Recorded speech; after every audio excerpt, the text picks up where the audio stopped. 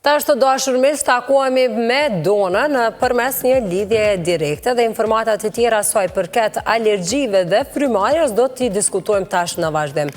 Mirëmëngjesi Dona, linja për ty.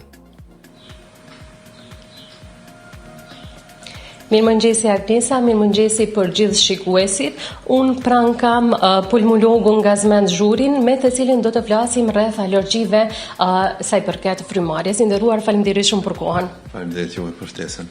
Tregona fillimisht cilat janë alergjitë më të zakonshme që prekin pra sistemin e frymarrjes.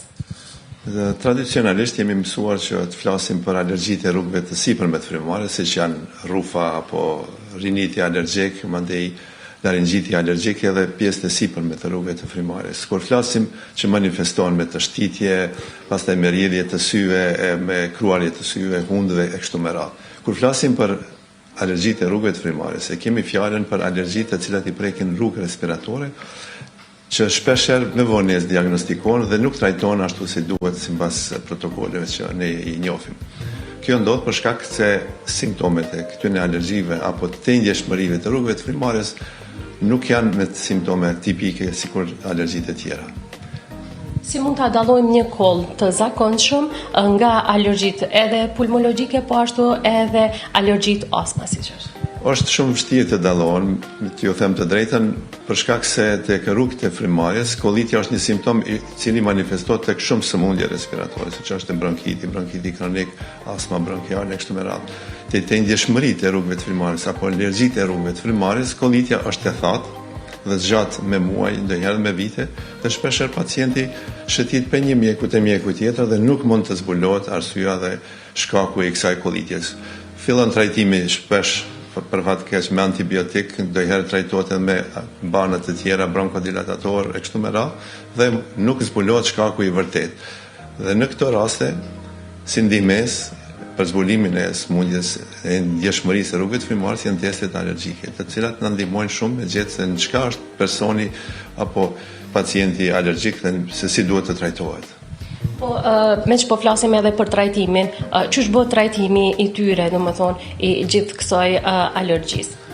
Kur të zbulohet se pacienti do thotë ka alergji të rrugëve të poshtme të frymarrjes, e cila manifestohet si thash me kollitje të thatë që zgjat me kohë të gjatë, pastaj me frymëzanie, e cila lajmërohet në periudha të caktuara, herët në mëngjes ose gjatë natës, dhe pacienti nuk e ka të qartë se pse po ndodh kjo, ose gjatë aktivitetit fizik.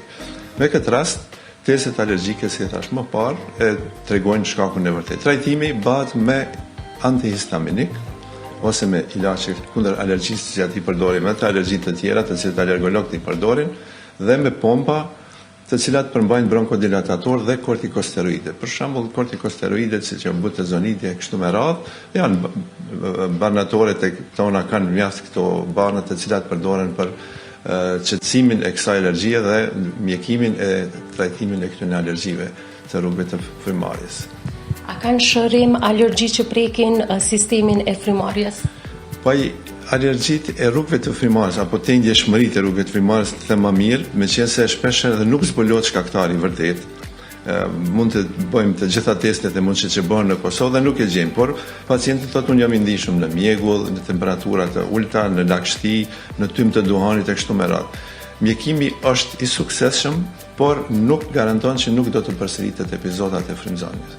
Që do të thotë që gjatë trajtimit situata qetësohet, pacienti ndihet më mirë, nuk ka më kollitje, edhe natën e ka të qetë, flan mirë po, pas një kohe nëse prap vjen në kontakt me nxitësit e kësaj tendjeshmërie apo alergjie, atëherë pacienti sërish do t'i ketë simptomet e njëjta. Po kjo nuk ndodh çdo herë. Shpeshherë një herë ndodh gjatë jetës dhe më nuk përsëritet, që është shumë interesante. Nga përvoja juaj, domethënë e gjatë tashti, sa vite janë bërë? 40 vite. Cilat janë ato grup mosha që më shumë janë të prekur nga alergjitë e frymarrjes? Është interesant që dikur, kur unë kam qenë student dhe mjek i ri, i kemi mësuar që alergjitë i prekin vetëm fëmijët, moshat e reja të ri të para moshës 20 vjeçare. Po kjo ka ndryshuar. Do thotë për pas moshave të reja kemi edhe mosha të shtyra. Ndodh për shembull hiç më larg se dje, ishte një zoj e cila kishte 70 diçka vjeçare dhe të cila u konstatua që ka alergji. të rrugëve të frymare. Pengesa në frymare është trajtuar si bronkit kronik, është trajtuar për probleme kardiologjike, por në esencë ajo kishte probleme dhe alergji në pluhurën të shtëpisë. Dhe me trajtimin me ilaçe adekuate, medikamente, situata e saj është qetësuese, ajo ndihet shumë më mirë. Do thotë, mosha më nuk është si indikator që na tregon se kemi një alergji të rrugëve të frymarrjes. Moshërimi a ndikon sa i përket moshës, pra, apo është përgjithësi për pacientët e njëjtë? Shërimi është i njëjtë. Për pacientët e njëjtë, sigurisht duhet të kemi kujdes se njerëzit e moshuar marrin medikamente edhe për sëmundje tjera shoqëruese, si qoftë diabeti, qoftë hipertensioni, qoftë sëmundje kardiologjike.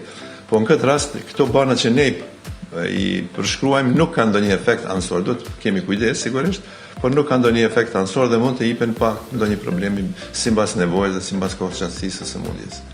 Dhe ajo pjesave.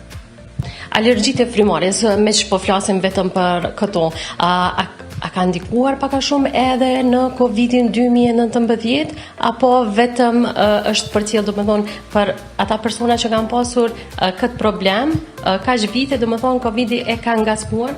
Kjo është një pyetje shumë e mirë, edhe ajo që po ndodh në praktikën tonë përditshme dhe timen personalisht, që pas pandemisë Covid-19, shumë njerëz janë lajmëruar me probleme të natyrës së alergjive, të rrugëve të frymërisë, të ndjeshmërisë. Çka ka ndodhur?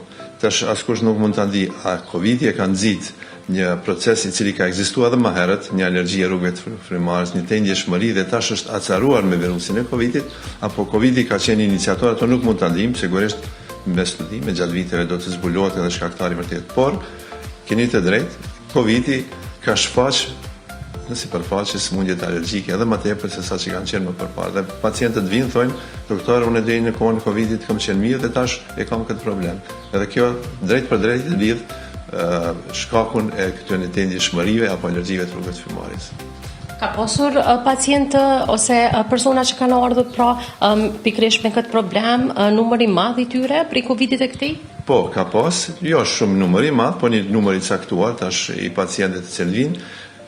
Sigurisht me qenë se u përmend Covidi, kemi edhe pacienta të cilët vinë me pasoja nga sëmundja e Covidit. Covidi fatkeqësisht ka lënë pasoja shumë të rënda tek disa persona individ, të cilët vuajnë edhe sot e kësaj dite, fatmirësisht nuk janë shumë, po kanë probleme me frymarrje, kanë probleme me koll, me këlbaz, bile disa janë të varur edhe nga oksigjeni. Do thotë Covidi ka bërë shumë dëm në sistemin respirator dhe ka shkaktuar shumë probleme, përpos asaj që thamë që e ka shpërfaq problemin e alergjisë apo të ndjeshmërisë të rrugëve të poshtme të frymarrjes. Doktor Krin, fillimi përmende edhe simptomat, shenjat e para, domethënë të alergjive që prekin sistemin e frymarrjes.